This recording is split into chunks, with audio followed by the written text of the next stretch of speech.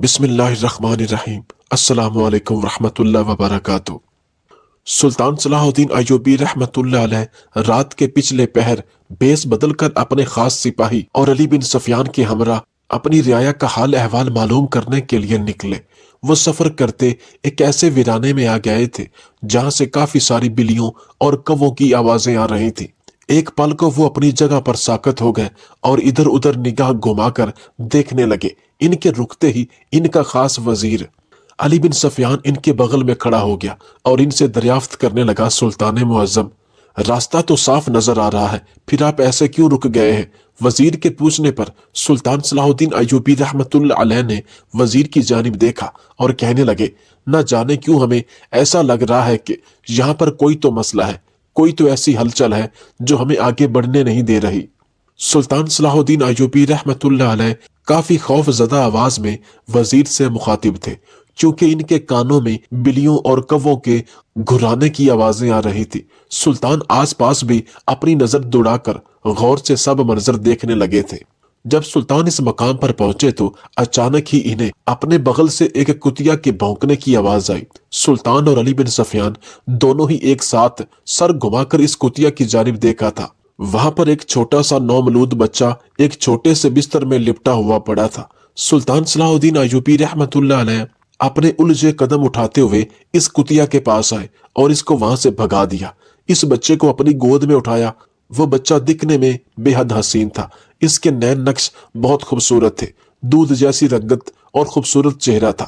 وہ بچہ دکھنے میں گول مٹول سا کافی اچھی صحت کا معلوم ہو رہا تھا۔ سلطان صلاح الدین ایوبی رحمۃ اللہ علیہ اس بچے کو بہت پیار سے تھامے ہوئے تھے، لیکن ان کے دماغ میں کیا چل رہا تھا وہ ان کے چہرے سے صاف نظر آ رہا تھا، کیونکہ ان کا چہرہ غصے سے لال ہو چکا تھا اور وہ بے چینی کے عالم میں نظریں دوڑائے جا رہے تھے۔ سلطان کے چہرے کی اضطرابی کو دیکھ کر وزیر علی بن سفیان بھی حیران ہو کر اس بچے کی جانب دیکھ رہا تھا، اور اپنی حیرت کو نہ چھپاتے ہوئے وہ سلطان صلاح الدین ایوبی رحمۃ اللہ علیہ کی جانب دیکھتے ہوئے بولا، سلطان معظم، یہ بچہ کس کا ہے اور رات کے اس پہر یہاں پر ایک کتیا کے پاس ایسے کیسے پڑا ہوا ہے؟ سلطان نے یہ بات سنی تو وہ گرجتے ہوئے کہنے لگے، تم کیا چھوٹے بچے ہو جو تمہیں سامنے کی حقیقت نظر نہیں آ رہی؟ ان کے غصہ کرنے پر وزیر یکدم ہی گھبرا گیا اور ان سے 2 قدم پیچھے ہو گیا۔ سلطان اس بچے کی جانب دیکھتے ہوئے کہنے لگے، یہ بچہ کسی کی ناجائز اولاد ہے۔ جب ہی اس کو اس طریقے سے ایک کتیا کے پاس پھینک کر وہ لوگ جا چکے ہیں، لیکن میں ہر حال میں جوڑے کو منظر عام پر لاؤں گا جو اس بچے کے ماں باپ ہیں۔ یہ اللہ رسول اور اس بچے کے گناہ گار ہیں۔ انہوں نے اس بچے کے ساتھ اتنا بڑا ظلم کیا ہے۔ اگر آج اور اس وقت میں نہیں آتا تو یہ کتیا اور وہاں آگے موجود بہت سے کتے اس معصوم پھول جیسے بچے کو چیر پھاڑ کر رکھ دیتے۔ ان کی بات سن کر وزیر بھی سر اس بات میں ہلانے لگا، کیونکہ وہ بالکل ٹھیک فرما رہے تھے۔ اگر واقعی وہ لوگ ذرا بھی لاپرواہی کرتے اور آگے بڑھ جاتے تو آج اس بچے کی زندگی کا آخری دن تھا اور اس کا خاتمہ ہونے سے کوئی روک نہیں پاتا۔ لیکن اللہ تعالیٰ جس کو چاہے زندگی موت دے۔ پھر سلطان نے ٹھنڈی یا بھری اور کہا کہ ویسے بھی جس کی موت آنی ہوتی ہے وہ 7 تہوں میں بھی آ جاتی ہے، اور جس کی نہیں آنی ہوتی اس کو موت چھو کر بھی واپس چلی جاتی ہے۔ سلطان صلاح الدین ایوبی رحمۃ اللہ علیہ اس بچے کو اپنی گود میں اٹھائے اپنے محل لا چکے تھے۔ ان کی زوجہ اسم الدین خاتون نے جب ان کے ہاتھ میں ایک بچہ دیکھا تو وہ کافی حیران ہوئی۔ ان کی حیرانگی کی وجہ تو بنتی تھی۔ وہ سلطان سے پوچھنے لگی کہ یہ بچہ کون ہے اور یہ آپ کے پاس کیا کر رہا ہے؟ انہوں نے کوئی جواب نہیں دیا تھا اور خاموشی سے کنیز کے ہاتھ میں وہ نومولود بچہ دیتے ہوئے اس کو ایک ہدایت کی تھی کہ اس بچے کا بہت خیال رکھا جائے، اس کو کسی چیز کی کمی محسوس نہ ہو۔ کنیز کو بھیج دینے کے بعد وہ اپنی زوجہ کی جانب متوجہ ہوئے تھے اور ان کو ساری باتیں تفصیل سے بتا دی تھی۔ ساری باتیں سننے کے بعد ان کی زوجہ نے صرف ایک ہی بات کہی تھی، سلطان معظم، جس شخص نے بھی اس معصوم سے پھول کو ایک اندھیرے ویرانے میں پھینکا تھا، اس بچے کے مجرم کو سزا لازمی دیجیے گا، اس کو ایسے نہیں چھوڑیے گا۔ یہ بات سن کر سلطان بھی اپنا سر اس بات میں ہلا کر سونے چلے گئے تھے، جبکہ ان کی زوجہ اسم الدین خاتون ساری رات اسی بچے کے بارے میں سوچتی ہوئی گزار چکی تھی۔ وہ ایک پل کے لیے بھی نہیں سوئی تھی۔ اس کی وجہ صرف اور صرف وہ معصوم سا بچہ تھا۔ ان کی آنکھوں کے سامنے بار بار اس کا معصوم چہرہ آیا جا رہا تھا۔ صبح کیسے ہوئی ان کو علم ہی نہیں ہوا۔ सुबह अपनी पूरी आबोताब से हुई थी। सुल्तान सलाहुद्दीन अय्यूबी रहमतुल्लाह अलैह अपने शाही लिबास को ज़ेबे तन किए नाश्ता करके दरबार आ चुके थे। बहुत से दरबारी अपना मसला लेकर दरवाजे पर खड़े हुए थे, तो बहुत से मुशीर और इनके काजी वजीर सभी इस अदालत में मौजूद थे।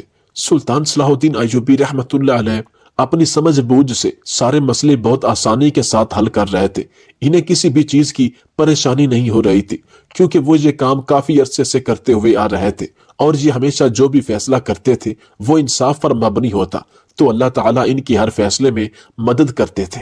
वो पहली नजर में इंसान को परख लेते थे कि वो कैसा शख्स है। सारे मसाइल हल करने के बाद इनका जहन उस नौमलूद बच्चे की जानिब मुड़ गया था, जिसके माँ बाप ने अपना गुनाह छुपाने के लिए इस बच्चे को कुत्ते के आगे फेंक दिया था, ताकि वो कुत्ते इस मासूम से बच्चे को चीर फाड़ कर रख दे। लेकिन अल्लाह ताला ने इस बच्चे को जिंदगी देनी थी और इस चीज का वसीला इन्होंने सुल्तान सलाहुद्दीन अय्यूबी रहमतुल्लाह अलैह को बनाया था। इन्होंने फौरन ही अपने वजीर को अपने पास बुलाया और इनसे दरियाफ्त करने लगे कि कुछ मालूम हुआ इस बच्चे के माँ बाप कौन है। वो शख्स जिसने ये काम किया है, जिसको इस बात का जरा बराबर खौफ नहीं आया कि ये किसकी सल्तनत है और इस सल्तनत पर कौन हुक्मरान है, इस इंसान के दिल से हमारा खौफ बिल्कुल ही खत्म हो गया है। तो आज हम इसको अपने तरीके से बताएंगे कि इससे कितनी बड़ी गलती हुई है और निकाह ना करके वो किस किस गलती का खमियाजा भुगतने वाला है। इन्होंने एक तरकीब सोची। पहले तो इन्होंने इस तरकीब के बारे में अपने वजीर को बताया। वजीर ने जब सारी तरकीब सुनी तो वो भी इनकी समझ बूझ को देखकर हैरान रह गया। वो यही सोचने लगा कि सुल्तान ऐसा कैसे सोच सकते हैं। इनकी जहानत को दाद दिए बगैर नहीं रह पाया था। अगले रोज सुल्तान सलाहुद्दीन अय्यूबी रहमतुल्लाह अलैह ने अपनी रियाया की तमाम कंवारी लड़कियों को दावत दी और महल में बुलवाया। बहुत सी कंवारी लड़कियां दरबार में हाजिर थी। सुल्तान सलाहुद्दीन अय्यूबी रहमतुल्लाह अलैह एक शान से अपनी निशिस्त पर विराजमान थे। सबको गहरी निगाहों से देख रहे थे। कोई भी ऐसी लड़की वहां मौजूद नहीं थी जिनको देखकर थोड़ा सा भी शक पैदा हो। सुल्तान ने अपने पास खड़े वजीर से दरियाफ्त किया, यहाँ पर सब लोग आ चुके हैं, यहाँ कोई रह तो नहीं गया? वजीर सर नफी में हिलाते हुए कहने लगा, सुल्तान मुअज्जम, हमने अपने सिपाहियों को जगह जगह भेजकर तमाम कंवारी लड़कियों को दरबार में जमा कर लिया है, आप बेफिक्र रहें। सुल्तान अपनी निशिस्त से खड़े हुए और सर इस बात में हिलाकर कदम ब कदम चलते हुए अपनी निशिस्त से नीचे आ गए और सब कंवारी लड़कियों को ताहिराना निगाहों से देखने लगे। इन्हें कोई भी करप्ट इंसान नहीं लग रहा था। न जाने क्यों इनको सब लोग ही ठीक लग रहे थे। तमाम लड़कियां एक कतार में खड़ी हुई थी। बहुत सी कतार में लड़कियां हिजाब में, तो कोई नकाब में, तो कोई दुपट्टा सर पर रखे काली गोरी, बहुत से रंग रूप वाली लड़कियां वहां मौजूद थी। यहाँ पर सुल्तान सलाहुद्दीन अय्यूबी रहमतुल्लाह अलैह के साथ इनकी जोजा अस्मुद्दीन खातून भी थी। लेकिन ऐसे में सुल्तान समझ नहीं पा रहे थे कि वो कैसे पहचान करें कि इनमें से इस बच्चे की माँ कौन है। लेकिन इन्हें मालूम तो करना ही था, इसलिए इन्होंने फौरन ही हुक्म दिया कि अंदर से इस नौमलूद बच्चे को ले आया जाए।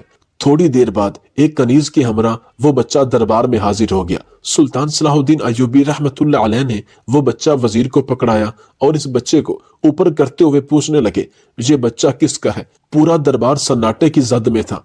वहां मौजूद बहुत से मुशीर और काजी साहब भी हैरत से सुल्तान को देख रहे थे। जब किसी भी लड़की ने जवाब नहीं दिया, बल्कि आपस में ही नीचे मुंह किए हुए चहमगोइयां करने लगे, तो सुल्तान ने वजीर से वो बच्चा लेकर अपने हाथ में थाम लिया और अपनी नियाम से तलवार निकाल ली। सब लोगों ने जब सुल्तान को यह करते देखा तो खौफ के मारे दांतों तले उंगलियां दबा ली।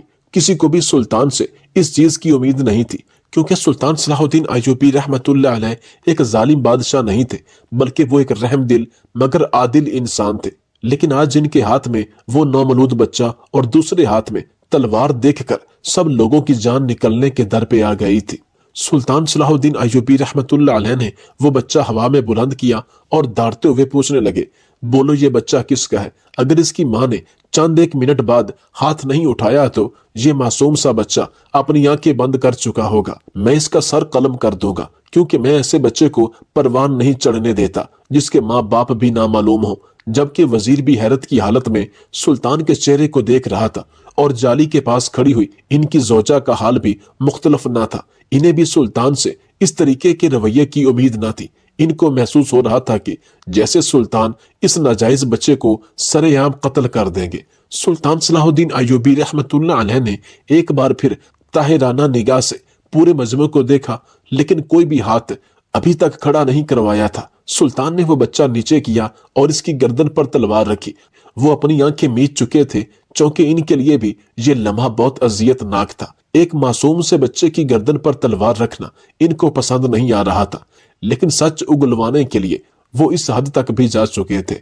इन्होंने जैसे ही तलवार इस बच्चे की गर्दन पर रखी थी और वहीं एक उधेड़ उम्र औरत मजमे को चीरती हुई सुल्तान के पास भागती हुई आ रही थी। ये मंजर देखकर सुल्तान के तमाम दरबारी अपनी निशिस्त से खड़े हो गए थे, जबकि सुल्तान सलाहुद्दीन अय्यूबी रहमतुल्लाह अलैह ने फौरन इस बच्चे की गर्दन से तलवार हटा ली। वो औरत मजमा चीरती हुई सुल्तान के पास आ गई थी, लेकिन इसकी हिम्मत न हुई थी कि बच्चा गोद में ले ले। इसने हाथ बढ़ाए थे लेकिन खौफजदा होकर अपने हाथ जल्दी से पीछे कर लिए थे। ये मंजर किसी से भी मख्फी नहीं रह पाया था। सुल्तान सलाहुद्दीन अय्यूबी रहमतुल्लाह अलैह ने इस औरत को नीचे से ऊपर तक कई बार देखा। इन्हें काफी हैरत हो रही थी। वो तो समझे थे कि वो कोई बूढ़ी औरत नहीं बल्कि कोई नौजवान लड़की होगी जब भी इसने खौफजदा होकर इस बच्चे को फेंक दिया होगा, लेकिन यहाँ पर तो मामला ही उल्टा था। इन्होंने थोड़ी देर बाद तमाम आई हुई कंवारी लड़कियों को दरबार से वापस भेज दिया।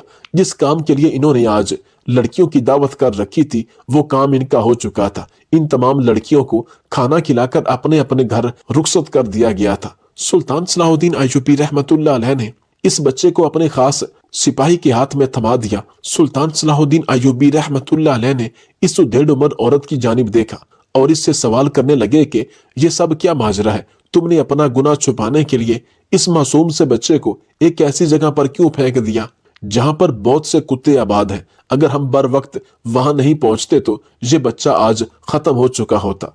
किसी को इल्म भी नहीं और ये खुदा के पास पहुंच जाता। तुम्हें जरा खौफ नहीं आया? ये हरकत करते हुए इस लड़की ने सर उठाकर सुल्तान की जानिब देखा और कहने लगी, सुल्तान मुअज्जम, जान की अमान पाऊं तो अर्ज करना चाहती हूँ। सुल्तान का दिल तो नहीं था इस औरत को जान की अमान देने का, लेकिन दिल को मारकर इन्होंने जान की अमान इस औरत को दे दी और हुक्म दिया कि फौरन ही हमें सारी रुदाद से आगाह करो। वो औरत एक गहरी सांस हवा के सपुर्द करते हुए बोली। इसकी आंखों से आंसू अभी भी रवां थे। जिस तरीके से ये मजमा चीर कर आई थी, सुल्तान को ये बात तो मालूम हो गई थी कि ये बच्चा हकीकत में इसका ही है और इस बच्चे के पीछे एक बहुत बड़ी कहानी छुपी हुई है। वो लड़की कहने लगी, सुल्तान मुअज्जम, मैं एक ऐसे खानदान से ताल्लुक रखती हूँ जहाँ पर औरत को बूढ़ा कर दिया जाता है, लेकिन खानदान के बाहर शादी नहीं की जाती। हमारे यहाँ ये रिवाज बरसों से चला आ रहा है। मेरे जोड़ का अब कोई रिश्ता नहीं बचा है, लेकिन मेरे माँ बाप मेरी शादी कहीं भी बाहर नहीं करना चाहते हैं। मैंने अपने माँ बाप को बहुत समझाया कि मेरी उम्र निकल रही है, ये गलत है। एक उम्र में हर औरत और मर्द को एक हमसफर की जरूरत होती है। इस तरीके से मुझे भी एक हमसफर की जरूरत थी, लेकिन मेरे माँ बाप ने मेरी एक नहीं सुनी और मुझे ऐसे ही कंवारे घर में बिठाए रखा। सुल्तान मुअज्जम, मेरी उम्र 40 साल हो चुकी है, लेकिन मेरी शादी अभी तक नहीं हुई। सुल्तान ने गुस्से से पूछा कि ये बताओ कि तुमने ये गुनाह कैसे और किसके साथ किया?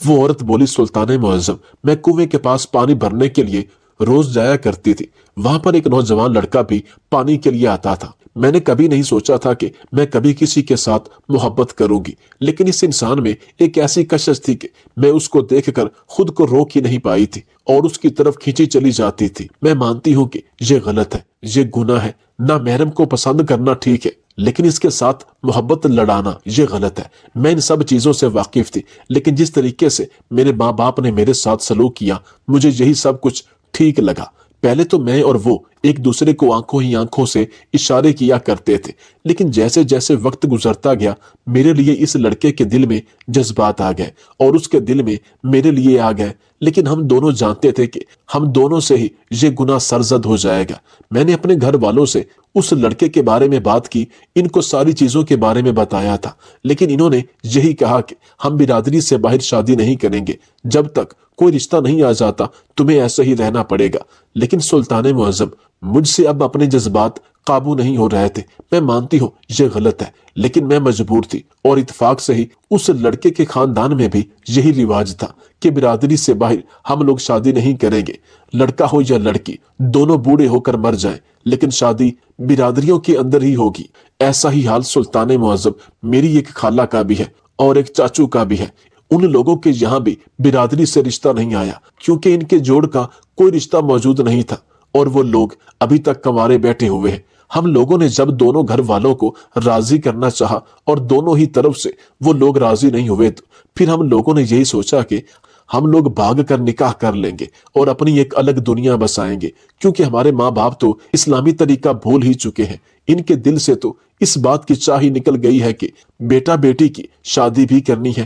اس لیے سلطان معظم، میں ایک روز اپنے گھر والوں سے بیزار ہو کر اپنے گھر کی دہلیز پھلانگ گئی تھی۔ میرا دل بہت خوف زدہ تھا۔ میں جانتی تھی یہ خبر کہیں بھی گئی تو ہماری بہت بدنامی ہونی ہے، لیکن میری اب بس ہو چکی تھی۔ مجھے کسی بھی حال میں ایک مرد کا ساتھ چاہیے تھا۔ مجھے نکاح کرنا تھا، اپنے ساتھ اپنے شوہر کا نام لگانا تھا، لیکن یہ سب کچھ تب ہی ممکن تھا جب میں گھر سے بھاگ جاتی۔ اس لیے میں نے اللہ کا نام لے کر یہ قدم اٹھا لیا تھا اور میں اپنے گھر کی دہلیز سے باہر نکل آئی تھی۔ سلطان اس عورت کو بہت گہری نگاہوں سے دیکھ کر اس کی ساری گفتگو کو ملاحظہ کر رہے تھے۔ میں گھر سے نکل کر اس کے پاس ہی آ گئی تھی جہاں پر ہم دونوں کی ملاقات سب سے پہلے ہوئی تھی۔ وہاں پر وہ لڑکا پہلے ہی موجود تھا۔ ہم دونوں نے ایک مسجد میں جا کر نکاح کر لیا اور ہم ایک الگ دنیا بسانا شروع کر چکے تھے، لیکن ہمارے دونوں ہی گھر والے ہمیں کتے کی طرح ڈھونڈ رہے تھے۔ ان لوگوں نے ہمیں جگہ جگہ ڈھونڈنا شروع کر دیا۔ یہ بات ہم دونوں کو معلوم ہو رہی تھی، لیکن ہم بے بس تھے، ہم کچھ نہیں کر سکتے تھے۔ ہمارے پاس اتنے وسائل نہیں تھے کہ ہم کسی اور گاؤں میں منتقل ہو جاتے۔ اس وجہ سے ہمیں مجبوراً اس گاؤں میں ہی رہنا پڑ رہا تھا۔ کچھ دنوں بعد ہی اللہ تعالیٰ نے مجھے اس خوشی سے آراستہ کر دیا تھا کہ میں ماں بننے والی تھی۔ یہ سوچتے ہی میرے لیے کوئی خوشی کا ٹھکانہ نہ تھا۔ میرا شوہر بھی خوشی کے مارے پاگل سا ہو گیا تھا۔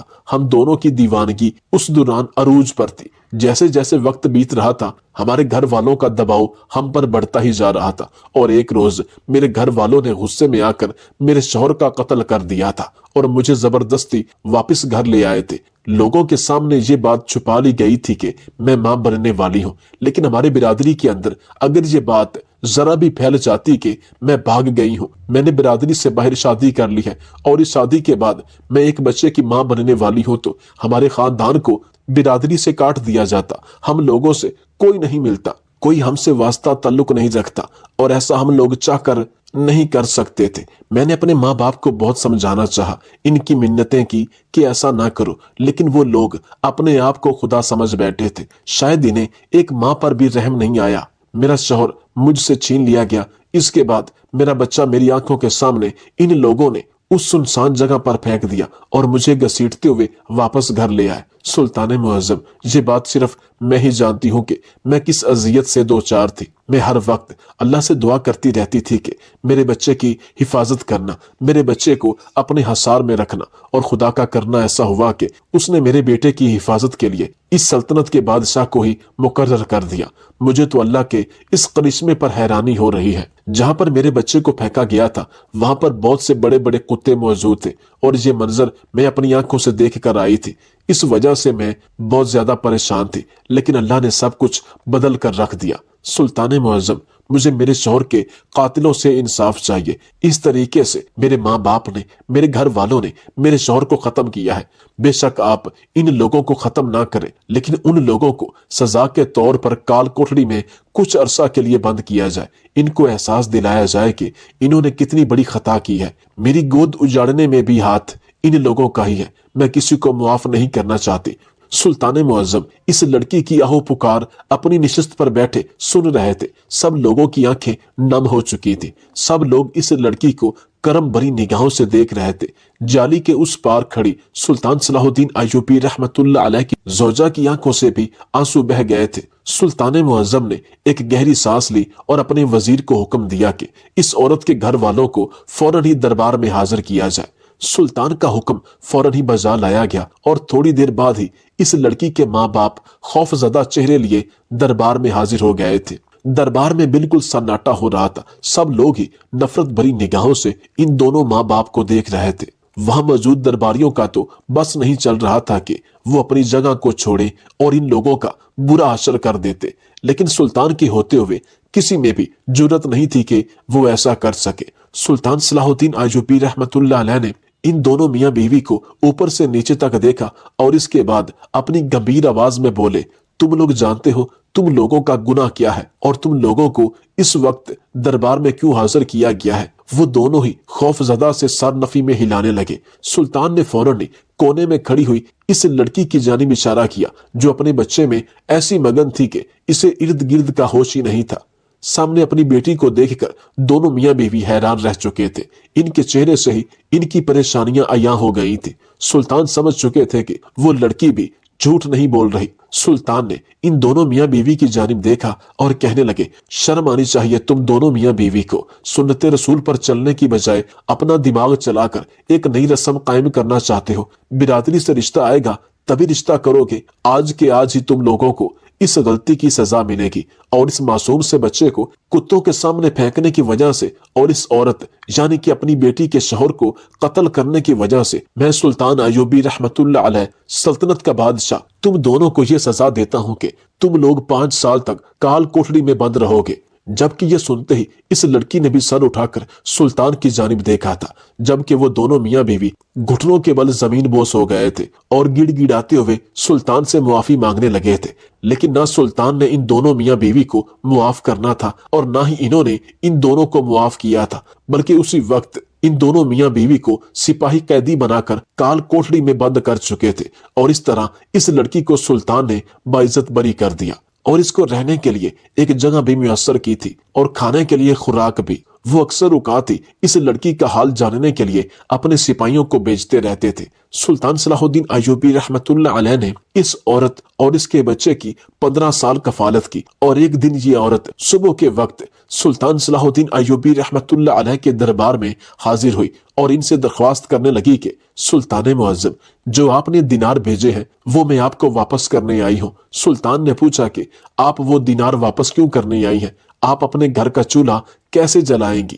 تو یہ عورت تشکرانہ انداز میں کہنے لگی، سلطان معظم، میرے بیٹے کی نوکری لگ چکی ہے اور اب ہم ماں بیٹا خود اسی رقم سے زندگی گزاریں گے۔ آپ نے اتنا عرصہ میری اور میرے بچے کی کفالت کی، میں یہ آپ کا احسان زندگی ساری نہیں بھولوں گی، اور آپ ہمیشہ میری دعاؤں میں رہیں گے۔ دوستو، اس میں کوئی شک نہیں کہ پالنے والا اللہ کی ذات ہے، لیکن بعض دفعہ اللہ تعالیٰ انسانوں کو ہی وسیلہ بنا دیتا ہے۔ اس میں کوئی شک نہیں کہ اس دنیا میں اللہ تعالیٰ کا قرب حاصل کرنے کے لیے اللہ کی مخلوق کے کام آیا جائے، اس سے انسان کی دنیا اور آخرت دونوں سنور جائیں گی۔ آپ سے گزارش ہے کہ ہمارے چینل کو لائک، شیئر اور سبسکرائب کیجیے۔ اللہ حامی و ناصر۔